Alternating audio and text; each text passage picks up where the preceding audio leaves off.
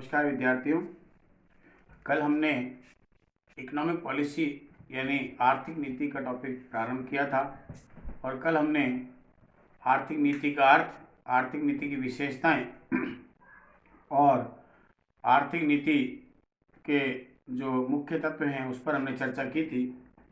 आज उसी टॉपिक को आगे बढ़ाते हुए हम इंडियन इकोनॉमी के कंटेस्ट में यानी भारतीय अर्थव्यवस्था के संदर्भ में आर्थिक नीति के महत्व पर चर्चा करेंगे। देखिए विद्यार्थियों, कल मैंने आपको बताया था आर्थिक नीति का तात्पर्य एक इस प्रकार की नीति से है या इस प्रकार की एक मार्गदर्शक नीति है जो निश्चित लक्ष्यों की प्राप्ति हेतु बनाई जाती है और वो निश्चित लक्ष्य किसी भी देश के व्यापार, वाणिज्य और उद्योग से जो है संदर्भित होते हैं, यानी उससे कंसर्निंग होते हैं। और उसके साथ साथ ये भी मैंने आपको बताया था कि आर्थिक नीति एक व्यापक शब्द है। आर्थिक नीति एक विचारधारा के रूप में देखी जाती है। इसके अंदर आर्थिक नीति का मतलब जो है अर्थव्यवस्था से संबंधित जितने भी क्षेत्र हैं उनसे संबंधित बनाई गई नीति है, क्योंकि आर्थिक नीति के अंतर्गत जो है मौद्रिक नीति, राजकोषीय नीति, व्यापार नीति, वाणिज्य नीति, निर्यात नीति, आयात नीति, मौद्रिक नीति, राजकोषीय नीति, बजट नीति, श्रम नीति, बहुत सारी नीतियों को लिया जाता है। और ये सभी नीतियां अपने अपने अलग अलग जो है उद्देश्यों के लिए बनाई जाती है और सरकार या केंद्रीय सत्ता इन नीतियों का निर्माण करके अपने निर्धारित लक्ष्यों की प्राप्ति करती है। लेकिन सरकार के लिए भी आवश्यक होता है कि इन सभी नीतियों में एक प्रॉपर कोऑर्डिनेशन रखा जाए, समन्वय रखा जाए। उसका रीज़न ये है कि हर एक नीति किसी न किसी से जुड़ी होती है। जैसे फॉर एग्जांपल, अगर सरकार ने एम्प्लॉयमेंट पॉलिसी बनाई यानी रोजगार नीति बनाई कि बेरोजगारों को रोजगार देना है, और रोजगार देने के लिए क्या करना पड़ेगा, विनियोग को बढ़ाना पड़ेगा, यानी विनियोग नीति को भी सक्षम बनाना पड़ेगा, तब जाकर के होगा। और जब विनियोग नीति सक्षम होगी तो आय बढ़ेगी, आय बढ़ने से बचत और विनियोग बढ़ेगी। तो इस प्रकार से एक दूसरे से कोरिलेटेड है। उसी प्रकार से ये है कि मौद्रिक नीति जो है उसका लक्ष्य ये होता है कि देश में कीमतों में अस्थिरता जो आ जाती है, फ्लक्चुएशन जो आते हैं, उनको दूर करना होता है। ठीक है, लेकिन विकास भी करना है। तो एक दूसरे के विरोधाभासी हो गए, क्योंकि विकास जब करना होगा तो निवेश भी करना होगा, लोगों की आय भी बढ़ेगी निवेश करने से, क्योंकि उनको रोजगार मिलेगा, और आय बढ़ने से उनकी परचेजिंग पावर बढ़ेगी। परचेजिंग पावर जब बढ़ती है तो इसका तात्पर्य यह है कि जो है बाजार में वस्तु और सेवाओं का मूल्य बढ़ता है। तो एक दूसरे का विरोधाभास भी है कि विकास कर रहे हैं और लेकिन उधर वो है। लेकिन उसके साथ साथ मौद्रिक नीति के साथ में जो विकास नीति है या विनियोग नीति है उसमें प्रॉपर कोऑर्डिनेशन भी रखा जाता है। तो कहने का तात्पर्य है कि आर्थिक नीति जो है एक ऐसी नीति है जो कि निश्चित लक्ष्यों की प्राप्ति हेतु बनाई जाती है और जिस पर सरकार का उस पर प्रभावी नियंत्रण होता है। आज हम महत्व के बारे में चर्चा करेंगे, व्हाट आर द रोल या what are the main importance of the economic policy of the every country, and we are discussing about the concern of the Indian economy। हम भारतीय संदर्भ में बात कर रहे हैं, भारतीय अर्थव्यवस्था के संदर्भ में बात कर रहे हैं कि what are the role of economic policy, इसके क्या क्या महत्व हो सकते हैं। सबसे पहला महत्व ये है कि आर्थिक नीति जो है वह समाजवादी समाज की स्थापना की ओर अग्रसर एक कदम होता है, यानी स्टेप टुवर्ड्स सोशलिस्ट सोसाइटी। देखिए, जब देश आज़ाद हुआ 1947 में, देश के प्रथम प्रधानमंत्री पंडित जवाहरलाल नेहरू थे और उन्होंने जो लक्ष्य रखा वो यही था कि हमें देश समाजवादी समाज की स्थापना करनी है। और समाजवादी समाज का मतलब ये होता है समाज के गरीब वर्ग के लोग, पिछड़े वर्ग के लोग, समाज के वंचित लोग, भूमिहीन किसान, भूमिहीन मजदूर, उनको फंडामेंटल जो फैसिलिटीज है, मूलभूत जो सुविधाएं हैं वो प्राप्त हो जाए। और इसी आशय को ध्यान में रखते हुए जब देश में इंदिरा गांधी ने भारत के संविधान में आमूलचूल परिवर्तन किया, और परिवर्तन इस प्रकार से किया गया कि हमारा जो देश है वो समाजवादी समाज की स्थापना की ओर अग्रसर हो, ताकि वहाँ के सभी लोगों को आवश्यक सुविधाएं जो है मुहैया करा जा सके। उसमें सामाजिक न्याय भी हो, सामाजिक न्यायोचित वितरण भी हो, राष्ट्रीय आय का सामाजिक जो वितरण होता है, डिस्ट्रीब्यूशन होता है वो भी हो, आर्थिक असमानता कम हो, इकोनॉमिक कंसंट्रेशन जिसको आप आर्थिक केंद्रीकरण कहते हैं वो भी कम हो। इस प्रकार से आर्थिक नीति का जो महत्व भारतीय अर्थव्यवस्था के संदर्भ में देखा जाता है वो ये है कि किसी न किसी रूप में समाजवादी समाज की स्थापना की जाए। नंबर 2 जो है वो प्राइस कंट्रोल। देखिए ये एक जनरल फिनोमिना है, एक सामान्य स्थिति है जो कि हर देश की अर्थव्यवस्था में देखी जाती है, जिसको आप बिजनेस फ्लैक्चुएशंस कह सकते हैं, व्यापारिक उच्चावतन। तेजी मंदी के जो दौर आते हैं वो हमारे कहलाते हैं, कभी इन्फ्लेशन होता है कभी डिफ्लेशन होता है। Every government is responsible to control the जो है इन्फ्लेशन और डिफ्लेशन, और इसमें सबसे बड़ा जो रोल होता है वो देश के केंद्रीय बैंक का होता है, कीमतों पर नियंत्रण रखना। सरकार का ये जो है ये दायित्व होता है कि जो गरीब वर्ग के लोग हैं, समाज के गरीब तबके के लोग हैं, उनको जो मूलभूत वस्तुएं हैं जो बिल्कुल नेसेसरी है, जो है जैसे अनाज है, कपड़ा है और है रोटी कपड़ा जिसको कहते हैं, वो बिल्कुल नॉमिनल रेट पे मिले।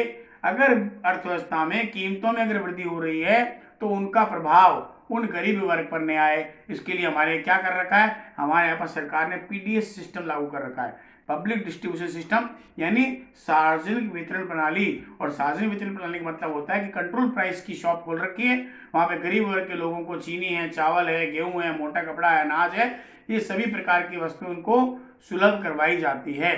तो आर्थिक नीति का उद्देश्य ये है कि कीमतों पर नियंत्रण रखा जाए। तो जब नीति का निर्माण किया जाता है तो उसके अंतर्गत सार्वजनिक वितरण प्रणाली को आधार मानते हुए उसको शामिल किया जाता है, और उसमें कुछ वस्तुओं को जो है सार्वजनिक वितरण प्रणाली के अंतर्गत लिया जाता है ताकि वे वस्तुएं गरीब वर्ग के लोगों को जो है समाज के कमजोर वर्गों को न्यूनतम मूल्य पर मिल सके और बढ़ी हुई मूल्यों का प्रभाव उन समाज के वर्गों पर न आए। नंबर 3 जो इंपॉर्टेंस है वो एम्प्लॉयमेंट अपॉर्चुनिटी के बारे में। देखिए प्रत्येक अर्थव्यवस्था का ये कर्तव्य है और सरकार का भी कर्तव्य है कि वे ज़्यादा से ज़्यादा मात्रा में रोजगार के अवसर उत्पन्न करे गरीब वर्ग के लोगों के लिए, समाज के शिक्षित बेरोजगारों के लिए जो शिक्षित हैं पढ़े लिखे लेकिन उनको जॉब की अपॉर्चुनिटी नहीं मिल रही। इसके लिए सरकार क्या करती है, सरकार अपनी रोजगार नीति बनाती है। तो रोजगार नीति को आर्थिक नीति के साथ में जोड़ा जाता है। रोजगार नीति इस प्रकार से बनाई जाती है कि उनको ज़्यादा से ज़्यादा मात्रा में रोजगार के अवसर प्राप्त हो, चाहे वे भूमिहीन किसान हो, चाहे वो भूमिहीन मजदूर हो, चाहे वो शिक्षित जो है युवा वर्ग हो, यूथ हो, उनको किसी न किसी प्रकार से रोजगार मिले। उसके साथ साथ जब सरकार विभिन्न प्रकार के रोजगार देने के लिए रोजगार कार्यक्रम चलाए जाते हैं तो उन रोजगार कार्यक्रमों को इकोनॉमिक पॉलिसी के साथ में इस प्रकार से कोऑर्डिनेट किया जाता है, इस प्रकार जोड़ा जाता है, क्योंकि सरकार आर्थिक नीति के अंतर्गत रोजगार कार्यक्रम जब अपनाती है तो उसमें उनको वित्तीय सुविधाएं भी प्रदान की जाती है। तो दोनों इस प्रकार का कोऑर्डिनेशन किया जाता है ताकि गरीब वर्ग के लोगों को, शिक्षित जो युवा है उनको ज़्यादा से ज़्यादा मात्रा में रोजगार के अवसर उत्पन्न करवाए जा सके। उसके बाद में अगला जो है कि decline in concentration of economic power, आर्थिक सत्ता के केंद्रीकरण को रोकना। देखिए लगातार हम देख रहे हैं धनी वर्ग लगातार धनी हो रहा है, गरीब और गरीब हो रहा है। The gap between the richer section of the society and poor section of the society are continuously increasing, लगातार बढ़ रहा है। सरकार का कर्तव्य यह है कि आर्थिक नीति के माध्यम से वे क्या करती है, आर्थिक सत्ता के केंद्रीकरण को रोकने का प्रयास करती है। और वो प्रयास किस प्रकार से किया जाता है कि जो बड़े बड़े औद्योगिक घराने उनकी एकाधिकार प्रवृत्ति को रोकने के लिए हमारे यहाँ क्या किया गया है, हमारे यहाँ पर MRTP एक्ट बनाया गया, monopoly restrictions and trade practice act बनाया गया है जो उनकी एकाधिकार प्रवृत्ति को रोकता है। इसका मतलब पूंजी जो है धनी वर्ग के हाथों में सिमट कर न रह जाए, गरीब वर्ग भी अपना उद्योग खोल सके, समाज के कमजोर तबके के लोग भी उद्योग स्थापित कर सके, इस प्रकार की नीति बनाई जाती है। तो आर्थिक सत्ता के केंद्रीकरण को रोकना भी आर्थिक नीति का एक महत्वपूर्ण उपकरण जो माना जाता है। उसके बाद में रैपिड इकोनॉमिक डेवलपमेंट। देखिए overall economic development is the main M of every economy. प्रत्येक अर्थव्यवस्था का ये उद्देश्य है कि वो तीव्र आर्थिक विकास करे। तीव्र आर्थिक विकास का मतलब ओवरऑल इकोनॉमिक डेवलपमेंट, यानी एग्रीकल्चर की ग्रोथ भी हो, इंडस्ट्रियल ग्रोथ भी हो, जो है उसी प्रकार से अर्थव्यवस्था के सभी क्षेत्रों की ग्रोथ होनी चाहिए। तो आर्थिक नीति का ये भी महत्व होता है कि आर्थिक नीति के माध्यम से तीव्र आर्थिक विकास के लक्ष्य को रखा जाता है, आर्थिक विकास की दर निर्धारित की जाती है और उस दर को प्राप्त करने के प्रयास जो लगातार किए जाते हैं। उसके बाद में important role of public sector. देखिए हम लगातार ये बात कर रहे हैं, public sector play very significant role in overall economic development of a country. आज हम 1991 के बाद की बात करें, हम लिबरलाइजेशन को अडॉप्ट कर चुके हैं, निजीकरण लगातार बढ़ा है, लेकिन फिर भी आज भी कुछ ऐसे उद्योग हैं जहां पर सरकार का महत्व कम नहीं हुआ है। जैसे रेलवे है, जहां पर सरकार का नियंत्रण, ऑटोमेटिक एनर्जी वगैरह है, वहां पर सरकार का नियंत्रण है। कुछ उद्योग जो सरकार ने अपने अधीन कर रखे हैं, इसलिए सरकार निजी क्षेत्र के तुलना में सरकारी क्षेत्र की महत्वपूर्ण भूमिका बनाए रखने के लिए आर्थिक नीति का निर्माण किया जाता है। तो आर्थिक नीति का महत्व इस रूप में भी हो जाता है कि निजी क्षेत्र जो सरकारी क्षेत्र जो बना हुआ है, उसमें जो कार्यरत उद्योग हैं उनको बढ़ावा दिया जाए, अधिक से अधिक मात्रा में उनका बढ़ावा दिया जाए, उनकी महत्वपूर्ण जो भूमिका देश की अर्थव्यवस्था में है उसको बरकरार रखा जाए। इस प्रकार से इस उद्देश्य से या लक्ष्य की प्राप्ति के लिए सरकार अपनी आर्थिक नीति को बना करके रखती है। उसके बाद में encouragement in the planned development. मैंने आपसे कहा था समाजवादी समाज का मतलब यही है कि अर्थव्यवस्था का जो विकास है वो डेवलपमेंट थ्रू 5 ईयर प्लान हो, यानी पंचवर्षीय योजनाओं के माध्यम से हो। भारतीय अर्थव्यवस्था में जो विकास किया जाता है वो आर्थिक नियोजन के माध्यम से किया जाता है, यानी डेवलपमेंट थ्रू 5 ईयर प्लान है। तो इसका तात्पर्य ये है कि नीति जो बनाई जाती है वो इस रूप में बनाई जाती है कि आर्थिक नियोजन यानी 5 ईयर प्लान के माध्यम से उसका बेहतर डेवलपमेंट हो सके। और आप जैसा कि जानते हैं 5 ईयर प्लान का मतलब, इकोनॉमिक प्लानिंग का मतलब ये होता है कि प्राथमिकता को निर्धारण करना, प्राथमिकता के अनुसार उपलब्ध संसाधनों का वितरण करना, टारगेट या उद्देश्य निर्धारित करना, उसके बाद में उस उद्देश्य को प्राप्ति के लिए कार्रवाई करना, और जब उद्देश्य प्राप्त कर लिए जाते हैं तो उसको जो टारगेट फिक्स किया था उसको एक्चुअल ऑब्जेक्ट के साथ में मिलान करना। उसके बाद में उसके लिए नेसेसरी एक्शन, अगर दोनों में किसी प्रकार का अंतर आता है तो उसको जो है सुधारात्मक कार्रवाई करना, ये इकोनॉमिक प्लानिंग कहलाती है। क्योंकि सर जो विकासशील देश है उनके पास रिसोर्सेज तो होते हैं कम और विकास के लक्ष्य होते हैं ज़्यादा, इसलिए वो प्राथमिकता के आधार पर विकास करती है। तो आर्थिक नीति का महत्व भी एक नियोजित अर्थव्यवस्था का विकास करने के संदर्भ में देखा जा सकता है। उसके बाद में आता है सोशल वेलफेयर, सामाजिक कल्याण करना। देखिए समाजवादी समाज की जब हम बात करें या भारतीय अर्थव्यवस्था की बात करें तो हमारे सामाजिक कल्याण को बहुत बड़ा महत्व दिया जाता है। गरीब वर्ग के जो लोग हैं, पिछड़े वर्ग के लोग हैं, गरीब किसान हैं, भूमिहीन मजदूर है, सीमांत कृषक है, भूमिहीन मजदूर जो है, उन सबको उनका सामाजिक कल्याण कैसे हो। आर्थिक नीति में इस बात की को सुनिश्चित किया जाता है कि उन लोगों को सोशल वेलफेयर के माध्यम से किस प्रकार से, जैसे पब्लिक प्रोविडेंट फंड है, वृद्धावस्था पेंशन योजना है, बेरोजगारी भत्ता वगैरह है, इस प्रकार की फैसिलिटीज उनको आर्थिक नीति का जब निर्माण किया जाता है उनके लिए स्पेशल प्रोविजन किया जाता है ताकि ज़्यादा से ज़्यादा मात्रा में मैक्सिमम सोशल वेलफेयर के लक्ष्य को प्राप्त किया जा सके। उसके बाद है इंक्रीज इन प्रोडक्शन।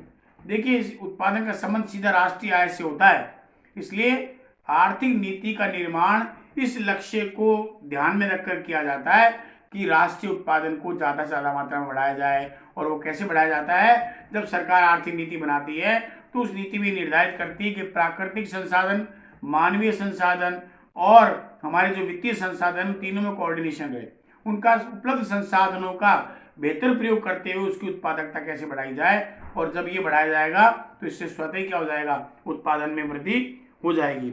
उसके बाद में आते हैं इंक्रीज इन प्राइवेट इन्वेस्टमेंट के बारे में है।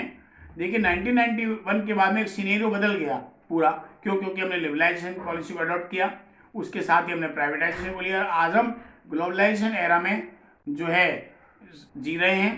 तो इसका तात्पर्य है कि निजी निवेश को कैसे बढ़ाया जाए, विदेशी निजी निवेश को। हमारे जब इकोनॉमिक रिफॉर्म किए गए जुलाई 1991 के बाद, तो अब आप देख रहे हैं सरकार की आर्थिक नीति इस ओर जा रही है कि ज़्यादा से ज़्यादा मात्रा में विदेशी निजी निवेश बढ़े, बहुराष्ट्रीय कंपनियां भारत में आए, ज़्यादा मात्रा में वो निवेश करें ताकि वहाँ पर इन्वेस्टमेंट बढ़ेगा, एम्प्लॉयमेंट जनरेशन बढ़ेगा, टेक्नोलॉजी का लाभ जो है भारतीय अर्थव्यवस्था को या भारत के जो एंटरप्रेन्योर हैं, जो साहसी, उनको प्राप्त होगा। तो इस प्रकार की नीति जो बनाई जा रही है ताकि ज़्यादा से ज़्यादा मात्रा में निजी विदेशी निवेश को प्रोत्साहन दिया जा सके। उसके बाद में जो अंतिम इसका इम्पोर्टेंस है वो है इंक्रीज इन एक्सपोर्ट, यानी निर्यातों को बढ़ाना। प्रत्येक देश में आर्थिक नीति का उद्देश्य, अगर हम तो भारतीय अर्थव्यवस्था के संदर्भ में बात कर रहे हैं, उसका उद्देश्य निर्यातों को बढ़ाना है। और निर्यात कब होते हैं, निर्यात तब होते हैं जब किसी भी उत्पादन को जब बनाया गया है उस अर्थव्यवस्था में, वो जब डोमेस्टिक डिमांड को फुलफिल करने के बाद जो सरप्लस बच जाता है उससे भारत के बाहर जो अन्य राष्ट्रों को विक्रय किया जाता है, ताकि विदेशी मुद्रा का अर्जन किया जा सके और विदेशी मुद्रा भंडार को बढ़ाया जा सके। तो आर्थिक नीति का जो निर्माण का जो महत्व है वो ये है कि इस प्रकार से इस लक्ष्य को प्राप्त करने के लिए बनाई जाती है, ताकि देश में अधिक से अधिक निर्यातों को बढ़ावा दिया जा सके।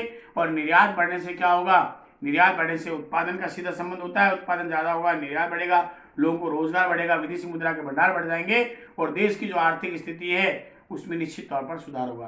तो इस प्रकार से भारतीय अर्थव्यवस्था में आर्थिक नीति का महत्व जो है, न केवल रोजगार का सृजन करना है, न केवल समाजवादी समाज की स्थापना करना है, बल्कि इसके अतिरिक्त भी बहुत सारे लक्ष्य को लेकर के इस आर्थिक नीति का निर्माण किया गया है।